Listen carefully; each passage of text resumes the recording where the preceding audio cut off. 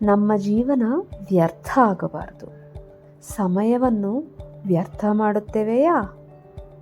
ನಮ್ಮ ಜೀವನವನ್ನು ವ್ಯರ್ಥ ಮಾಡುತ್ತೇವೆಯಾ? ಇಲ್ಲ.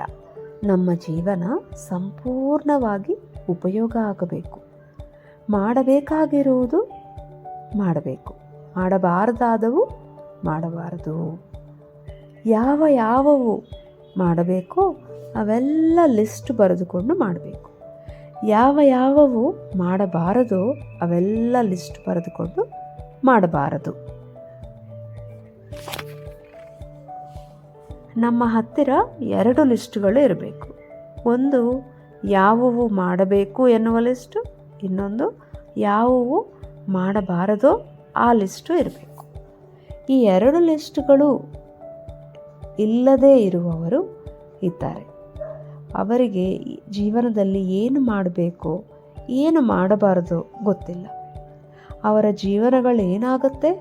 ವೇಸ್ಟ್ ಆಗುತ್ತೆ.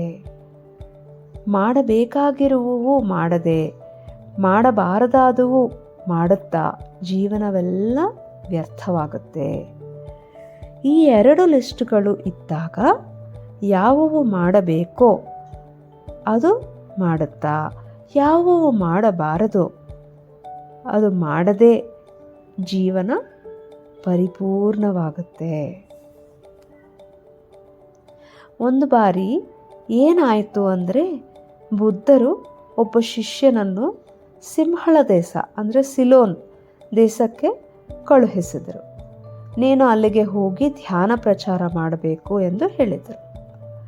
ಆ ಶಿಷ್ಯನ ಹೆಸರು ಪೂರ್ಣನು. ನೀನು ಹೋಗುತ್ತೀಯಾ ಅಲ್ಲಿಗೆ ಎಂದು ಕೇಳಿದರು. ನಾನು ಹೋಗುತ್ತೇನೆ ಅಂದರು. ಆದರೆ ಆ ಸಿಂಹಳ ದೇಶದಲ್ಲಿ ಅವರು ತುಂಬ ಕ್ರೂರವಾಗಿರುತ್ತಾರೆ. ಅವರು ನಿನ್ನನ್ನು ಹೊಡೆಯುತ್ತಾರೆ. ಹೌದಾ? ಹೊಡೆಯುತ್ತಾರೆ ಅಷ್ಟೇ ಅಲ್ವಾ? ಸಾಯಿಸೋದಿಲ್ಲಲ್ವಾ?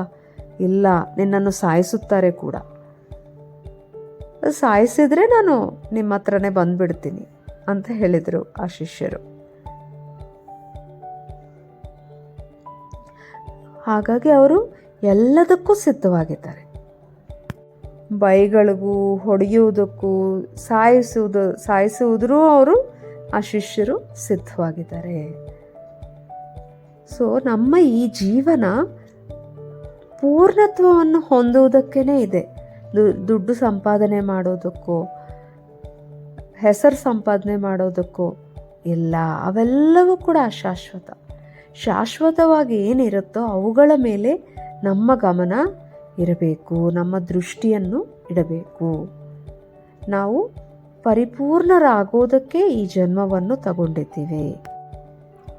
ಪೂರ್ಣತ್ವವನ್ನು ಹೊಂದುವುದಕ್ಕೇ ನಾವು ಹುಟ್ಟಿದ್ದೇವೆ. ಹಾಗಾಗಿ ಪೂರ್ಣತ್ವವನ್ನು ನಾವು ಹೊಂದಬೇಕು. 2 ಲಿಸ್ಟ್ಗಳು ನಾವು ಮಾಡ್ಕೋಬೇಕು. ಏನು ಮಾಡಬೇಕು, ಏನು ಮಾಡಬಾರದು. ಖಂಡಿತ ಈ 2 ಲಿಸ್ಟ್ಗಳು ನಾವು ಮಾಡ್ಕೋಬೇಕು. ಆಗ ನಮ್ಮ ಜೀವನ ಪರಿಪೂರ್ಣ ಆಗುತ್ತೆ, ಪೂರ್ಣತ್ವವನ್ನು ಸಾಧಿಸುತ್ತೇವೆ. ಧನ್ಯವಾದಗಳು.